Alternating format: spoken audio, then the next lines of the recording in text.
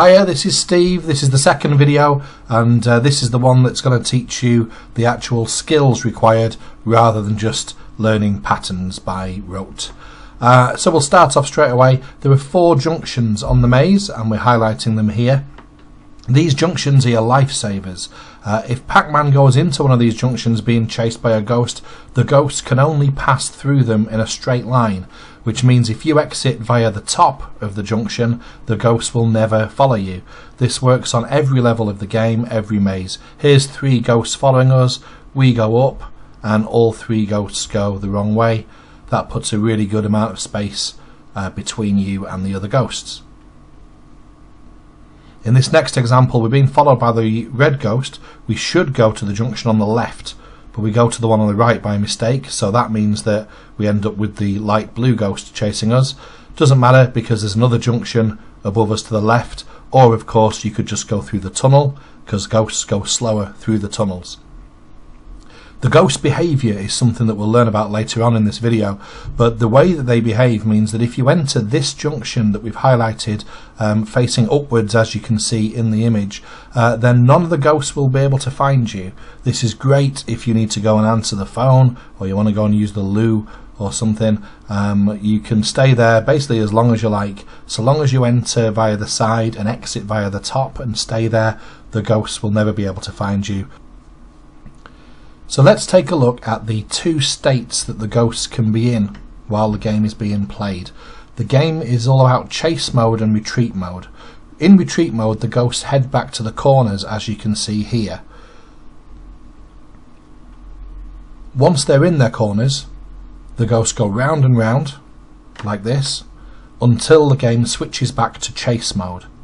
The game alternates between retreat mode and chase mode, with retreat getting shorter as the levels progress. So let's start a new game here. We'll do this in slow motion. The game begins with the ghosts in retreat mode. So the first 2 ghosts out of the pen go up and head towards their corners. Now the ghosts normally do not turn back on themselves 180 degrees, apart from when the game changes modes. So if you watch the ghosts in just a moment, they're currently in retreat mode, and then they change direction suddenly because they're now in chase mode. This means they're heading towards a target square, and the target square for each ghost is based on Pacman's location. We'll look at target squares later. So the game now puts the ghosts in retreat mode, and you can see they start to head back to the corners. As we mentioned, the game starts with the ghosts in retreat mode, as you can see here. Now they're in chase mode, so they start heading towards their target square. The target square is, as I said, based on Pacman's position, and so that changes constantly as Pacman moves. We'll look at target squares later. Watch as the ghosts change direction suddenly again. Now they're in retreat mode, and that means they're going to head back up to the corners. But it doesn't stay in retreat mode for very long. They go back into chase mode, and now they're heading back towards Pacman again.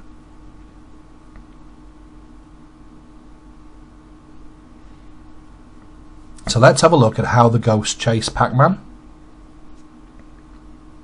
So there are 4 ghosts, and each ghost has its own nickname and is supposed to have its own personality. So the shadow ghost is always on Pacman's tail, Speedy is supposed to be the fastest, and so on. So let's go through the ghost behaviour one at a time, starting with the red ghost, which is Shadow. Shadow gets his nickname because he's always on Pacman's tail. As the game begins like this in retreat mode, the ghosts head off to their corners.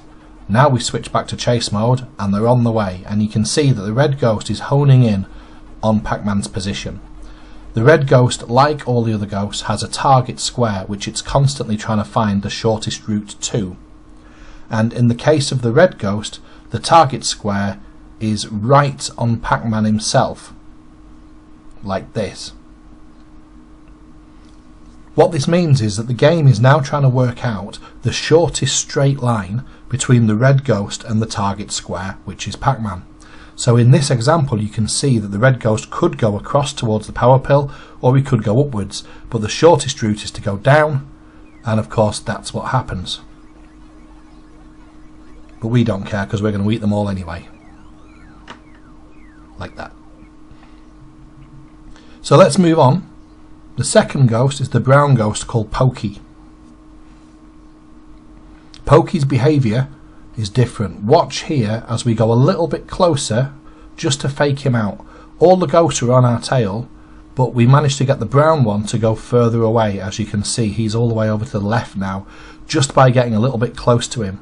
The reason is the brown ghost target square is Pacman himself, but when the brown ghost gets within 8 squares distance of Pacman, the target square changes to his retreat corner, which is of course the bottom left hand side like we saw before.